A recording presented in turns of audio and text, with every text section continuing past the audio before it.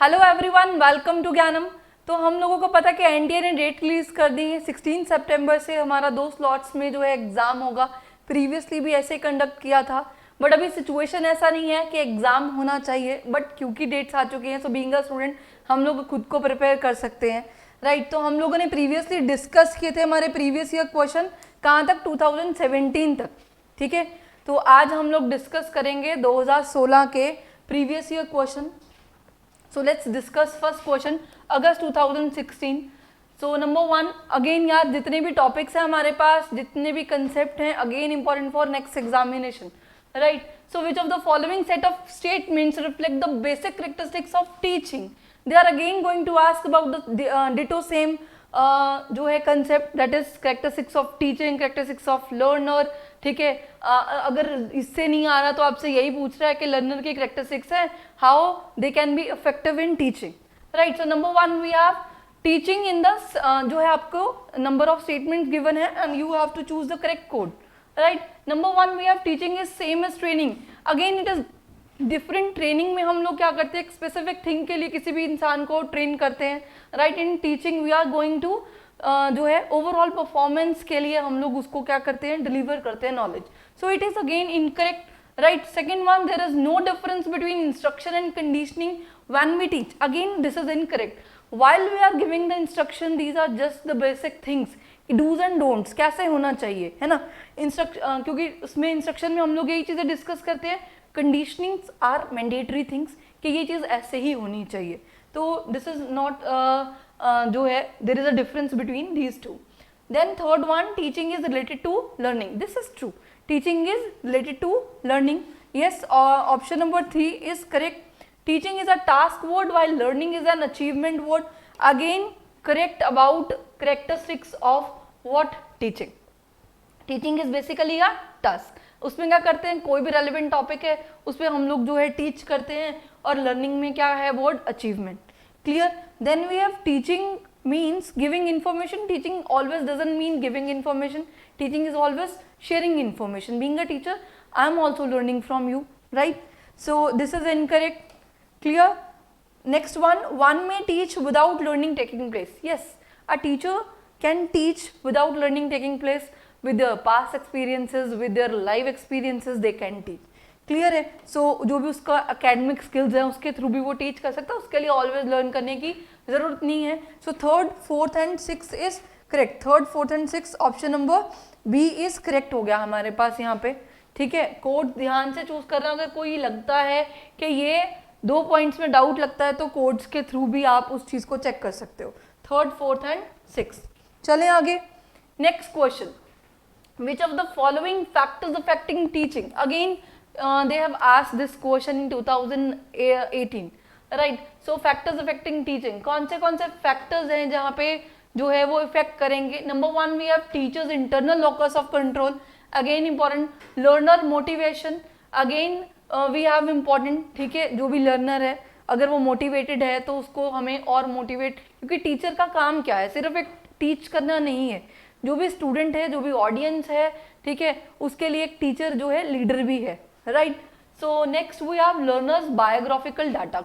कोई भी लर्नर है, जो टीचर है उसका बायोग्राफिकल डाटा, या कोई भी स्टूडेंट है उसका biographical data can not be considered in this case, right. कौन से एरिया से बिलोंग करता है अपने को कोई लेना देना नहीं है।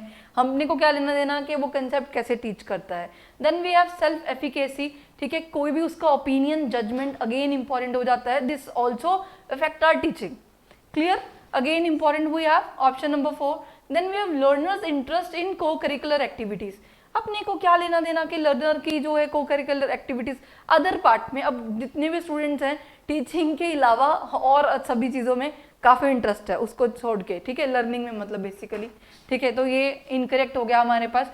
अब देखो अपने पास क्या क्या चीज़ें इनकरेक्ट है। थर्ड और फिफ्थ हमारे पास इनकरेक्ट। अब देखो जहाँ पे थर्ड आ रहा है उसको निकाल दो। थर्ड और फिफ्थ इनकरेक्ट है ना, हाँ जी, इसको निकाल दो।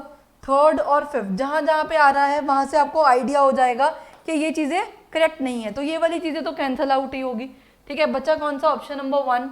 Then we have teacher skill and managing in and controlling.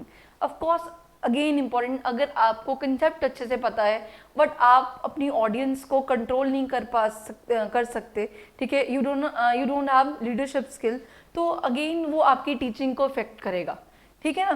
तो teacher skills in managing and monitoring again important we have. 6th teacher knowledge of the subject including general knowledge, आपको subject knowledge के साथ साथ GK पता होना चाहिए, उससे क्या हो सकता है कि आपकी टीचिंग और ज़्यादा इफेक्टिव हो सकती है, right, clear. So 1, 2, 4 and 6 and 7, तो इसके रिगार्डिंग हमारा जो कोड 1 है वो करेक्ट है, ठीक है जी। चले next question, see which combination of methods of teaching is likely to optimize learning, ठीक है, कौन से टीचिंग मेथड्स के थ्रू हम अपनी जो लर्निंग है, ठीक है, और उसको एनहांस कर सकते हैं, ऑप्टिमाइज कर सकते हैं। So we have interactive lecture sessions, ठीक है, followed by buzz sessions, brainstorming and projects. In these sessions while we are conducting brainstorming, ठीक है, हम लोग कहते हैं कि हम एमसीक्यूज पूछते हैं, we are discussing about the basic concept, ठीक है, हम लोग उसके ऊपर उसको प्रोजेक्ट देते हैं, क्यों देते हैं, ताकि जो उसके स्किल्स हैं या फिर हम लोग कहते हैं उसकी जो लर्निंग है और ज़्यादा एनहांस हो सके, उसके जो डाउट्स है उस टाइम पे और ज़्यादा क्लियर हो सके। So again option number C is correct, ठीक है जी। Next question, C we have assertion और रीजन। अब जब भी आप असर्शन और रीजनिंग के टॉपिक्स को पिक कर रहे हो उस टाइम पे ध्यान रखने की जरूरत क्या है कि समटाइम रीजन में भी करेक्ट, समटाइम असर्शन में भी करेक्ट इंडिपेंडेंटली, ठीक है, बट बेसिकली क्या होगा कि रीजन उसका नहीं होगा, ठीक है ना, तो वो चीज अपने को ध्यान में रखनी है। असर्शंस आर बेसिकली स्टेटमेंट कि ये चीज ऐसे हुई है। So teaching aids have to be considered as जो है we have effective supplements to instructions. जब भी हम लोग टीचिंग एड्स यूज करते हैं वो हम क्यों करना चाहते हैं, अगर मैं कहूँ कि मैं साइंस के स्टूडेंट्स को टीच कर रही हूँ और मैं प्रोजेक्टर यूज कर रही हूँ, उसमें उसको different type of lab test दिखा रहे हैं, उससे क्या होगा कि मेरे को उसको बताना ईजी हो जाएगा, राइट, इवन कि हमारे पास एड्स भी आ रही हैं इससे रिलेटेड, राइट, और रीजन क्या बता रहा है, they keep the students in good humour. ये बात सही है कि जब हम टीचिंग एड यूज करते हैं, ठीक है, तो हम स्टूडेंट्स का जो ह्यूमर है, ठीक है, हम लोग उसको कह सकते हैं कि उसकी लर्निंग एबिलिटी और ज़्यादा इंक्रीज हो सकती है या उसका जो इंटरेक्शन है वो इंक्रीज हो सकता है, but this is not only the basic reason of this, ठीक है, तो इसका ये करेक्ट रीजन नहीं है। So both A and R are true but R is not the correct explanation of A, ठीक है, तो उसका बेस्ट रीजन ये चीज नहीं है। नेक्स्ट देखो, the purpose of formative evaluation. Formative evaluation we have done during the course, ठीक है, while we are conducting our course हम उस टाइम पे फॉर्मेटिव इवेल्युएशन यूज करते हैं, हम लोग डिस्कशन करते हैं क्लासरूम सेशन के अंदर, right, we are taking their class test, या फिर हम लोगों ने जो भी हमारे स्टूडेंट्स है, जो भी हमारी ऑडियंस है, उससे कोई भी रेंडमली क्वेश्चन पूछ सकते हैं, उससे क्या होगा कि उसकी लर्निंग जो है और एनहांस होगी, ठीक है। समेटिव इवेल्युएशन में what we are doing, we are giving the grades, grade students learning outcome, जो भी उसने थ्रू आउट द कोर्स में जो भी उसने रीड आउट किया, ठीक है, ये हम लोग कहाँ पे करते हैं, समेटिव इवेल्युएशन में। ये चीजें याद रखनी है, तभी आपको बोला यार कि ये जो पॉइंट्स है ना अगेन इंपॉर्टेंट है। हम लोग क्या करते हैं कि क्वेश्चन पढ़ा, आंसर देखा पीछे और टिक किया और छोड़ दिया और सोचा हो गया काम खत्म। एमसीक्यू और ये करने का फिर कोई फायदा नहीं है अगर हमें पूरे के पूरे पॉइंट्स ही नहीं पता, फिर पेपर की मतलब ऐसे ये काम मत करो फिर, क्योंकि उसके लिए तो कंसेप्ट ही बेसिकली रीड कर लो, एमसीक्यू में टाइम वेस्ट मत करना, क्योंकि अगर आपके पास इतना टाइम नहीं है कि आप बेसिकली जो 4 ऑप्शंस आपके पास गिवन है, अगर आप उसको नहीं देख सकते, आप उसको नहीं जज कर सकते कि कोई भी आंसर उसका बेस्ट ऑप्शन क्यों नहीं हुआ, है ना, यही हम लोगों ने क्यों चूज किया, क्योंकि कई बार क्या होगा कि वो बहुत नियरर वन होगा और हमें लगेगा एग्जाम के अंदर कि ये चीज हो सकती थी, ठीक है ना। So why we are wasting our time on this, तो उसके लिए कंसेप्ट पढ़ो, उसके लिए अपने को ये एमसीक्यू करने की क्या जरूरत है फिर, राइट। सो बेसिकली राइट जो वे है उसका यही है कि आपको वो 4 के 4 ऑप्शंस अच्छे से पता होना चाहिए। ये जो कंसेप्ट हम लोगों ने पढ़ा formative evaluation, you have to know about formative evaluation, you have to know about summative evaluation. ये वे है किसी भी एमसीक्यू को, किसी भी पास्ट ईयर प्रीवियस पेपर को करने का तरीका, ठीक है। Second one, accelerate students learning performance. Yes, this is the part of formative evaluation, क्योंकि जब भी हम उसको डिस्कस करते हैं उससे कुछ चीज़ें, तो उससे क्या होगा कि जो भी उसकी परफॉर्मेंस है, ठीक है, उससे वो एनहांस होगी, ठीक है, उसकी जो लर्निंग कैपेसिटी है वो इंक्रीज होगी while we are discussing these kind of things. Check student performance graph, ये हम लोग बेसिकली कब करते हैं, at the end of the session, right, providing feedback to teacher effectiveness, clear, ये this is the part of formative evaluation, ठीक है। But हम लोग कहते हैं कि formative evaluation is all about exert, basically purpose पूछ रहा है। अगर जो बच्चे कॉमर्स के हैं अगर उनको पता हो कि तो हमारे पास टेक्स्ट में प्रीवियस ईयर क्वेश्चन आया था, ठीक है, उसका फर्स्ट एम पूछा था उन्होंने कि बेसिकली हम लोग उस चीज को क्यों बनाते हैं। अब वो सारे के सारे उसके एम थे, पता है आपको, वो सारे के सारे उसके एम थे, बट एक बेसिक एम क्या होता है वो अलग होती है चीज, ठीक है ना। तो अपने को वो चीजें क्लियर होनी चाहिए। इसका करेक्ट ऑप्शन क्या है, option number B, yes. Move to next question, which of the following learner characteristics are likely to influence the effectiveness of teaching aids and evaluation system to ensure positive results, ठीक है। अब इसमें जो learner characteristics हैं are likely to be influence, कैसे influence करेंगी हमारी teaching को, ठीक है, तो और ज़्यादा positive हो सकता है। yes, learners family background age and habitation, अपने को इससे कोई लेना देना नहीं है उसका फैमिली बैकग्राउंड क्या है, ठीक है, this is incorrect. Learner parentage socio, again यार यहाँ से ही पता चल गया कि ये चीज़ जो है इनकरेक्ट है, अपने को नहीं लेना देना कि उसका फैमिली बैकग्राउंड, उसके पेरेंटल में कौन कौन है ना, ये चीज़ नहीं लेना देना, ठीक है। Learner stage of development, social background and personal interest, हमें नहीं लेना देना इस सब चीज़ों से, ठीक है, this is not correct. Then we have learner maturity level, again important we have, ठीक है। अब इसमें से क्या है, कुछ चीज़ें इंपॉर्टेंट है, कुछ चीज़ें नहीं इंपॉर्टेंट, तो आप जब इसको एमसीक्यू का कर रहे हो तो यहाँ पे लिखो इंपॉर्टेंट क्या है, इंपॉर्टेंट क्या चीज़ें नहीं है, ताकि कल को ये आए कि इंपॉर्टेंट क्या नहीं है, अपने को वो चीज़ें पता होनी ज़रूरी है, डूज एंड डोंट्स दोनों पता होने चाहिए, है ना। देखो लर्नर्स मैच्योरिटी लेवल, अब मैं आपको कोई कंसेप्ट जो है थीसिस टीच कर रही हूँ या मैं आपको कोई थीसिस शो कर रही हूँ, राइट, उस बारे में इलेबोरेट कर रही हूँ, कोई भी थ्योरी है लेट्स से, ठीक है। अब आपका वो अंडरस्टैंडिंग लेवल ही नहीं है तो वो चीज़ करने का कोई वे नहीं, ठीक है ना। अब 5th क्लास के बच्चे को अगर मैं कोई थ्योरी पढ़ाने लग जाऊँ तो उसका वो माइंड नहीं है ना, उसका वो माइंडसेट नहीं है, उसको उसी के लेवल की चीज़ आनी चाहिए। So again important we have, then we have academic performance, उसका प्रीवियस जो है वो क्या था। देन वी हैव मोटिवेशनल जो है positivism, again important we have which of the following learner characteristics again they can affect the और influence the effectiveness of teaching aid and evaluation system and ensure their positive results, ठीक है ना। अब देखो इसमें क्या क्या चीज़ें प्रॉब्लम आई, फैमिली बैकग्राउंड, ठीक है, उससे कोई लेना देना नहीं। Then we have learner parentage, ठीक है, और हम लोग क्या कहते हैं कि सोशो इकोनॉमिक बैकग्राउंड, हमें ये चीज़ें जो भी उसका बैकग्राउंड है, उसकी कास्ट क्या है, ये चीज़ें हम लोग नहीं देखेंगे कौन से रिलीजन से है। इसमें क्या है, social background and personal interest, उसका पर्सनल इंटरेस्ट किस में है। अब टीचर का एम क्या है, एक लीडर कौन होता है, लीडर क्या उसके अकॉर्डिंग पढ़ाएगा कि वो बच्चे का इंटरेस्ट किस में है।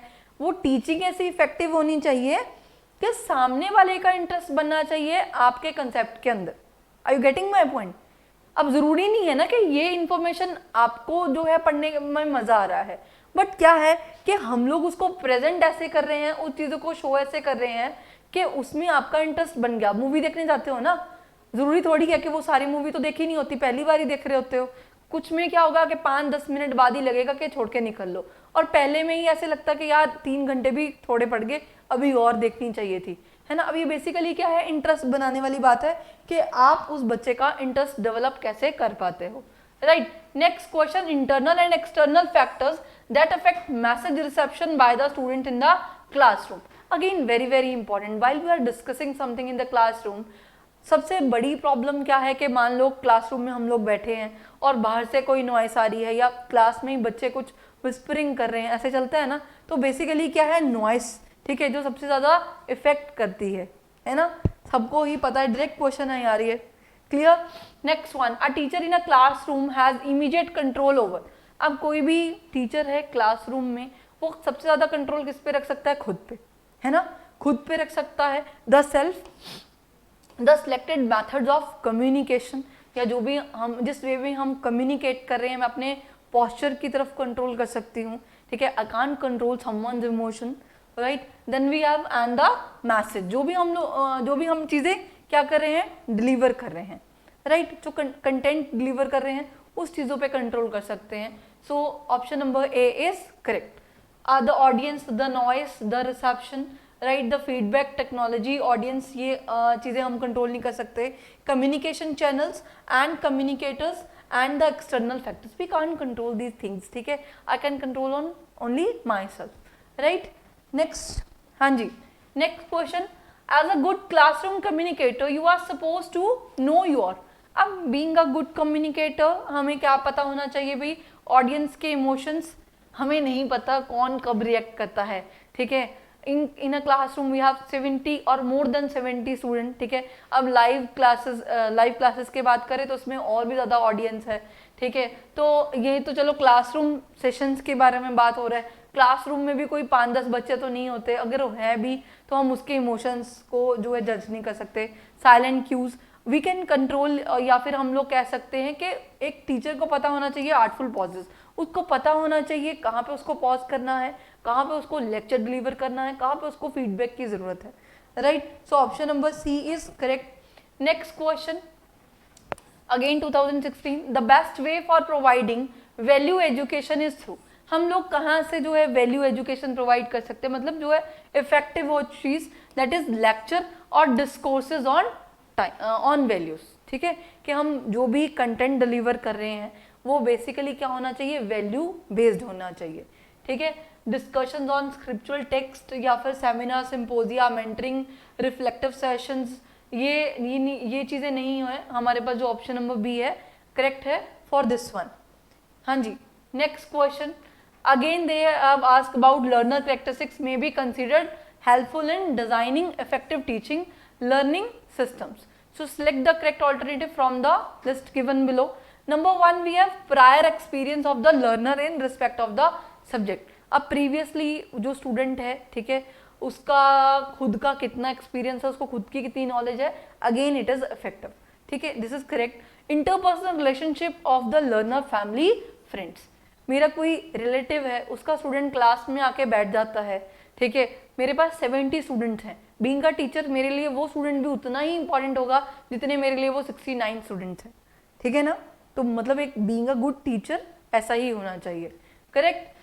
Third one, ability of the learners in respect of the subject. अब कोई भी लर्नर है उसकी खुद की एबिलिटी क्या है, ठीक है, students language background again effect करता है ना। अब क्या होगा, मान लो मैं पंजाबी में टीच कर रही हूँ, अब वो बच्चे को हिंदी आती है, ठीक है ना, उससे इफेक्ट पड़ेगा, उससे इफेक्ट पड़ेगा अपने को, ठीक है। Then we have interest of students in following the prescribed dress code. इससे क्या लेना देना यार, ये चीज क्या होगी हमारे पास, incorrect. So interest of student, अब देखो फिफ्थ वाला इनकरेक्ट है, फिफ्थ वाला जहां पे भी आ रहा है उसको पॉइंट को ही निकाल दो, है ना। फिफ्थ वाला है हमारे पास इनकरेक्ट। कौन सा, सेकंड और फिफ्थ अपने को पता चल गया। देखो सेकंड जहां जहां पे आ रहा है वो पॉइंट पहले ही निकाल दो, सेकंड और फिफ्थ, इसमें फिफ्थ आया हमारे पास, ठीक है। बचा कौन सा, option number B, first is correct. Option number third again we have correct, then we have fourth and six, ठीक है। अब देखो यहाँ से अगर कहीं पे भी डाउट होता है तो कोड्स के थ्रू भी आप उस चीज को क्या कर सकते हो, चेक कर सकते हो। Then we have motivational orientation of the students, again it can affect our teaching learning system. Clear, चलें आगे। I hope it is clear. To option number code कौन सा सही है, कौन सा सही है, बी वाला, ठीक है। First, third, fourth and six one, yes. Next question, match the followings regarding levels of cognitive interchange and what requirements, ठीक है। अब इसमें हमारे पास 3 लेवल्स हैं, राइट। We have 3 levels, memory level, understanding level और रिफ्लेक्टिव लेवल। अगर हम बात करें बेसिक ये लेवल्स की, तो memory level is the basic level, जिसमें हम लोग क्या करते हैं, रोट लर्निंग करते हैं, जिसमें क्या कर रहे हैं, बस क्रैमिंग ही कर रहे हैं, ठीक है ना। तो जो भी बच्चा, मान लो फर्स्ट टाइम आप क्लास में गए तो बेसिकली क्या करते हो, क्रैमिंग करते हो कि आपको किसी चीज़ की नॉलेज नहीं है, या कोई भी छोटा बच्चा है, ठीक है, उसका जो लेवल होता है वो मेमोरी लेवल होता है, राइट। सिर्फ और सिर्फ क्या कर रहा है, लर्न कर रहा है चीज़ों को जैसे उसको गिवन है। सेकेंडरी में अगर हम बात करें अंडरस्टैंडिंग लेवल में वो क्या करने लग जाता है, चीज़ों को समझने लग जाता है, अंडरस्टैंड करने लग जाता है। थर्ड में वो चीज़ों को क्या करता है, क्रिटिसाइज करता है ना। तो मतलब जो रियल लाइफ सिचुएशन है उसके बेस्ड पे जो हम परफॉर्म करते हैं we have reflective level. Clear? Real situations के बेस्ड पे हम लोग जो टीचिंग करते हैं this is based on reflective level. अब देखो memory level is based on recording the important points made during the presentation. तो जो भी टीचर उसको बता रहा है वो सिर्फ उतना ही याद करेगा, अपनी तरफ से कोई चीजें एड ऑन नहीं करेगा। सो ए का कौन सा हो गया? Option number 2। Then we have reflective level is based on giving opportunity for discriminating examples. Sorry. Then we have understanding level is based on giving opportunity for discriminating examples and non-examples of a point. अब वो चीज़ों को क्या करेगा? Understand करके पढ़ेगा। अब ये नहीं है कि टीचर ने, मान लो मैंने कोई चीज़ आपको गलत पढ़ा दी है ना, ऐसे मैंने पढ़ाया नहीं है, ठीक है, तो कोई चीज़ गलत पढ़ा दी तो आप उस चीज़ को क्या कर सकते हो? डिफ्रेंशिएट कर सकते हो कि ये चीज़ ऐसे नहीं ऐसे होनी चाहिए थी, right. Then we have reflective level is based on mind critically analysing and what the points to be made and discussed. ठीक है, मैंने आपको पहले ही बोला कि हम उसको क्या करते हैं? क्रिटिसाइज करते हैं। What we are going to do, we are going to discuss about the real situation in case of reflective level. So A का कौन सा है भाई? 2 और बी का 1। ठीक है, ए का 2 और बी का 1 कौन से ऑप्शन में है? ए का 2, बी का 1 और सी का 4। So correct code is option number C. Clear है? चले आगे। हाँ जी, नेक्स्ट वन। अब हमारे पास इवेल्युएशन पे क्वेश्चन है, फॉर्मेटिव इवेल्युएशन, समेटिव और continuous and comprehensive. Then we have norm and criterion referencing testing. Clear? अब देखो जी, formative evaluation is based on what? Quizzes and discussion test, या फिर हम लोग बात करते हैं grading the final learning outcome. अब grading the final learning outcomes is basically matched with mine summative. तो बी का कौन सा हो गया? थर्ड वन, बी का थर्ड वन। अब देखो हमारे पास 2 ऑप्शंस हैं यहाँ पे। Clear? Next one, formative evaluation में क्या करते हो यार? क्विजेस एंड डिस्कशन टेस्ट, है ना, क्विजेस एंड क्या करते हैं? Discussion test. सो ए का ऑप्शन नंबर 4 कहाँ पे है? तो इट मीन्स दैट कि option number A is correct. Clear? Then we have continuous and comprehensive evaluation. We can done through giving opportunity for discriminating example and non-examples of a point. Clear है? Then we have norm and criterion. Norm and criterion में हम लोग क्या करते हैं कि basically criteria wise ही उस चीज़ों को क्या करते हैं? Explain. So test and their interpretation based on a group and criteria जो है certain yardsticks पे. Clear? क्योंकि ये चीज़ें हम पहले भी डिस्कस कर चुके हैं यार इन चीज़ों को। So option number A is correct. Next question, select the alternative which consists of positive factors contributing to effectiveness of teaching. हाँ जी, कौन से हैं? Teacher knowledge of the subject, again important. Teacher socio-economic background, this is not relevant. Then communication skills of the teacher, again important. Then teacher ability to please the student. अब कोई बच्चा कोई query पूछ रहा है, उसको जो प्लीज ही करते रहे always, this is not correct. ठीक है, मतलब हम लोग जो है एक्सक्यूजेज लें, वो वाला पॉइंट नहीं चलेगा, right. So first and third is correct, we have second and fourth is incorrect. हाँ जी, सेकंड और फोर्थ हमारे पास क्या है? इनकरेक्ट है। कौन से वाला ऑप्शन आएगा यार? सेकंड और फोर्थ इनकरेक्ट हो गया। ये वाले पॉइंट्स काट दो, देखो पहले ही पता चल रहा है ना, सेकंड और फोर्थ हमारे पास इनकरेक्ट है, सेकंड और फोर्थ इनकरेक्ट है। इट मीन्स हमारे पास जो बचा वो क्या बचा? ऑप्शन नंबर डी, है ना। ऑप्शन नंबर डी में फर्स्ट, थर्ड एंड सिक्स्थ। देखो फर्स्ट, थर्ड और फिफ्थ वाला क्या है? Teachers personal contact with student, again this is not relevant. Then we have teacher competence in managing and monitoring. Same question आया हुआ यार, ये आपको प्रीवियस वाला डिस्कस वाला पॉइंट बनता नहीं। ठीक है, हमारे पास कौन सा करेक्ट हो गया? Option number D, first, third and sixth. Clear है? चलें आगे। Next, the use of teaching ads is justified on the ground of. अब कौन से बेसिस पे हम लोग जो टीचिंग एड्स है उसको जस्टिफाई करते हैं? Yes, attracting students attention in the classroom, minimising indiscipline problem in the classroom, या फिर optimising learning outcome of the students, effective engagement of students in the learning task. हम यही चाहते हैं, है ना, कि जो भी स्टूडेंट्स हैं वो क्या करें? इंगेज करें, वो जो है इंटरेस्ट लें कंटेंट के अंदर, जो कंसेप्ट है उसको वो चीज़ अच्छे से समझ में आए और उस चीज़ के साथ क्या कर सके? इंटरेक्ट कर सके, प्लस वो प्रॉपर फीडबैक दे सके, right. Next, the purpose of higher education is to promote critical and creative thinking abilities among the student, this is true, ठीक है। देन रीजन क्या है, these ability ensure job placement, मिल गई आपको, जॉब्स मिल गई, सब लोग हायर एजुकेटेड हैं, ठीक है, MBA होंगे या MCOM होंगे, बट क्या जॉब प्लेसमेंट मिली, so this is not the correct reason. So यहाँ से ही पता चल रहा है कि A is true, assertion true है, बट R इज फॉल्स। अब देखो कुछ चीजें क्या होंगी डायरेक्ट पता चल जाएंगे और कुछ चीजों को जो है देखना पड़ेगा, है ना। Next, as a teacher select the best option to ensure your effective presence in the classroom. अब हम किसके थ्रू कर सकते हैं भाई, use of pair command, making aggressive statement, या फिर हम लोग कह सकते हैं adoption of well established posture. Of course जब भी हम लोग टीच कर रहे हैं, अब लेथार्जिक नहीं हो सकते, अब ऐसे खड़े रहें नॉर्मली, है ना, आप बच्चों को भी जो है इंटरेस्ट नहीं आएगा उस चीज को पढ़ने में, तो हमारा जो पोस्चर है वो करेक्ट होना चाहिए। So option number C is correct regarding this. Next question, identify the important element that a teacher has to organise जो है cognizance while addressing students in a classroom. तो बेसिकली क्या है हमारे पास, avoidance of proximity, voice modulation. So option number B is correct. हम लोगों को किस चीज का ध्यान रखना चाहिए, वॉइस मॉड्यूलेशन का। क्लियर है, आई होप ये सारे के सारे क्वेश्चंस जो हैं आपको क्लियर है। कल हम लोग 2015 के क्वेश्चन डिस्कस करेंगे। अगर इन पॉइंट्स में कहीं पे भी प्रॉब्लम है तो आप कमेंट सेक्शन में बता सकते हैं। Thank you so much guys.